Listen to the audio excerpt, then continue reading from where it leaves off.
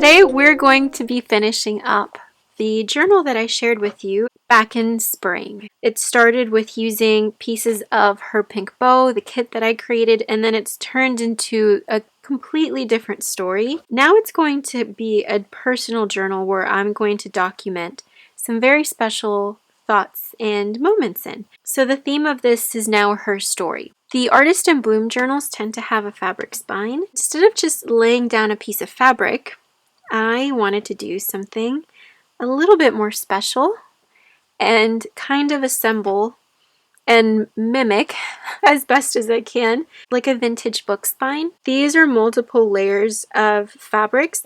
Most of them are vintage, I think, if not all of them, which makes this a little bit more difficult because some of these fabrics are tearing at the seams. Like this is an old piece of silk. I'm imagining this was from like a garment, but it makes it so delicate to work with. This is like a piece of sequin trim that's pretty old. And I've been hoarding this lace because I knew that if I added this, since it's mesh, I thought that it would look gorgeous on this velvet that you can see. So pretty. And if you're thinking, Nazi, that velvet looks familiar. It's because it is. It's the same velvet that I used on the cover. I cut out a piece of this velvet and placed it in a circular way to cover up the image of the antique postcard. And then I layered this lace on top, and to me, that little bit of texture is everything to make it look, more authentic and more vintage. So I think that these colors represent not only the cover very well, but also the inside pages. And I think that's something that's very important to me when I'm making journals is the color palette needs to look beautiful throughout. And I do want to add some embroidery, at least attempt to do some, little stitches. And I want to add a couple little beads in between the flowers. I love this color palette so much. I think it's one of my favorites. So the cover will be finished, the spine will be finished, and I always leave the papers, like the main decorative parts of the papers, for the last step. I used to make the papers first and then the cover, and it was just weird that way. For some reason now, this is better for me. Working on the cover, then the spine, and yes, like laying out the main signatures, but not like gluing on anything permanently, so that I can still make, some changes. These are the signatures of my journal. This is the stage that to me is the most fun because it's the stage when nothing is permanent. Don't glue anything permanently down. Attach your ephemera pieces with paper clips, or even just like tuck it into your book. So for example, like this here. This is a little ephemera piece that I made.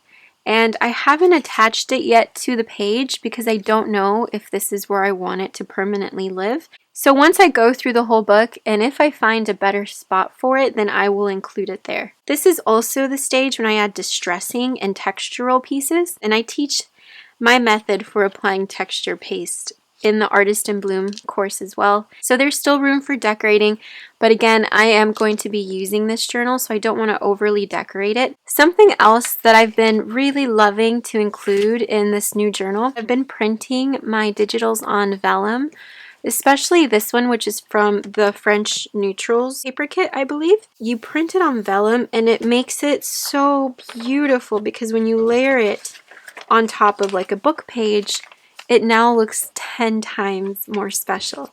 The theme of the newest digital kit is her story. This kit is very special because of the sentiments throughout. They were so inspiring to me, and you can read the sentiments, either pause the camera, or if you purchase this kit, you'll be able to play around with the sentiments and cut them out and use them in so many different ways.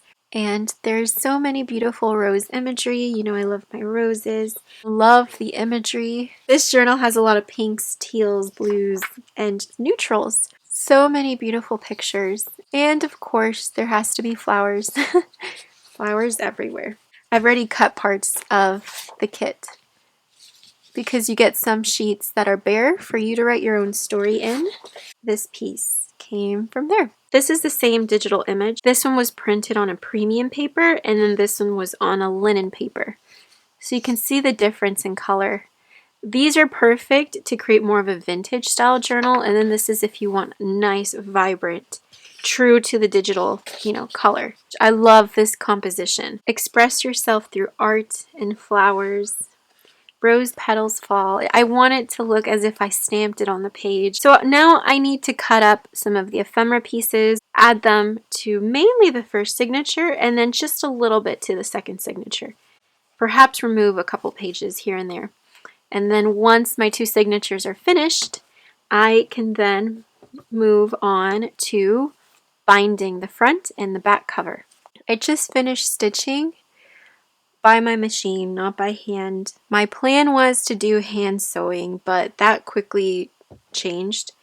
When I started to hand sew the silk, and parts of it started to rip. Do you see how sensitive these little fibers are? Like, oof, that even hurt. That felt so bad to tear it a little bit more, but yeah, this is extremely fragile. It was just ripping around the corners, and I did not want that to happen. So all I did was I pinned it even more, and I wasn't nervous about this part at the bottom. This is just lace. It doesn't fall apart, and then this is some ribbon. But this was the part that I was so stressed out. I held my breath as I was sewing this on my machine. But, I think I did an okay job. The stitches are fairly straight. And I just reinforced every little area with my machine. And you can see the stitches a lot better on the back. So this is the spine. So I'm going to put this aside. The spine is now finished, or at least the decorative part of the spine is finished, because there's an inside spine and then an outside spine. So it's been a couple of days, and I've been working on getting all of the pages finished. This was going to be one of the opening pages to my journal. Same with this one. I'm just going to be covering up this little mess that I made with Mod Podge, and I think I'm going to attach it with like a paper clip or some brads or even a stapler maybe, just to make it look a little bit more grungy. Sometimes I decorate the journal in like chronological order, but this is the first time where I've just taken the pages out and I've looked at each page and thought, okay, what can I add to this page to make it, feel complete? It's actually sped up the process a lot, which I'm very happy about because I take forever to make a journal. With this little stack, I have some sentiments that I'm going to cut apart, and I think I'm going to cut these words and place them on top of the book page. When I'm working with book pages, you can't really write on top of that unless you add paint, and I don't want to cover up the texture of that beautiful French book page, so I just cut off sentiments and stitch them. It's a great way to decorate on top of a book page, yet you're still journaling in a way. Part of the page has fabric, and then this is a collage that I made. I love it. It's a pressed flower, and it says "Someday You Will," which has to do with some journaling that I want to do. And then on the inside of this page, I decided to leave this open because my thought process was I could attach different types of papers, glue it, and then I could flip it out. So I have extra room for journaling. I also left the top open so that I can use it as a pocket as well. On the bottom is a French book page that I just loved. I decided to fold it on the side, and when you tuck that fold into the music page, it looks like a really cool like layered pocket page. Just use a little paper clip and you can attach more ephemera this way. I'm really enjoying the creams, the whites, and the neutrals. I think that's what really inspires me right now, and pops of color with the ephemera pages. On this page, the way that I finished it up is I just collaged separate pieces of paper and I applied some lace on the side as well as some sequin trim. And then I have the ability, because it's bare, to come in with ephemera pieces and really make it my own. So this is, I think, the perfect ratio of some pre-decorated pages, but I can still add something here. And on the back, I have a little pocket so I can put ephemera. So it's decorated enough, and it's okay to sometimes leave blank pages like this, especially with these really nice wallpapers that just have like one color. For example, this wallpaper, it's really beautiful, and you can write on it, but it's more of a vibrant color. These are perfect as like background pages. So I love this page. So simple, but so effective. For this page, I used some lace that had these little slits in it. I thought it would be sweet to put some ribbon in between them. And on the inside, I just have different little papers, and still probably will just put ephemera in there.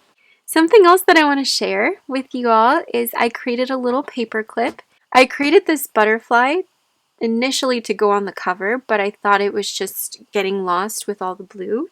But I still loved it, and I took time to make it. So it's a paper clip for my journal. It did take some time to make, but I think it's so worth it. Doesn't that look so darling, the little paper clip? And then you can see the butterfly peeking through the side as well. So I just thought it was so sweet and a really great way to repurpose the butterfly that, I spent a lot of time creating. As for the ephemera, this is what I ended up kind of making. I didn't want to go crazy with the ephemera pieces, as I'm definitely going to be filling up the whole journal with, magazine pages, photos, my journaling. And let me know if you'd like to see vintage journal with me style videos, as these are more like art books.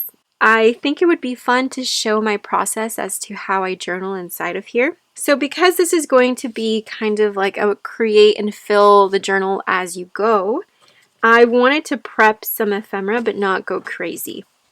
So I did take pieces from the kit and I just distressed them. I really like this image so much, and I think I might turn this into a pocket. She has a love that blooms. I love that sentiment. So I'm going to be applying this on the edge of one of my papers. And then this is also another filigree. It looks like a little floral frame, which I love, and just distressed it a little. This is almost to the finishing line. I connected the spine to the front and the back cover, and now I am decorating the last final pages before I completely bind the book to the spine. And this is the last page on the first signature. I loved the layout of this page so much, and I wanted to share with you little tips on how to include ephemera pieces if they're a little bit too big for your actual journal page. So I want to include this envelope that I distressed, and it's so beautiful because I want to include ephemera in here. And I am covering up this page, and when I turn it around, on the back I have a little bit of the envelope peeking through, so I probably will be adding some fabric there or some paper. And what I'm going to do is take these tiny little embossed paper strips. This is the full piece, and it was actually a lot bigger. It was a paper bag, so you can even use paper bags for embossing, which is something that I love to do when I want to get like a darker texture.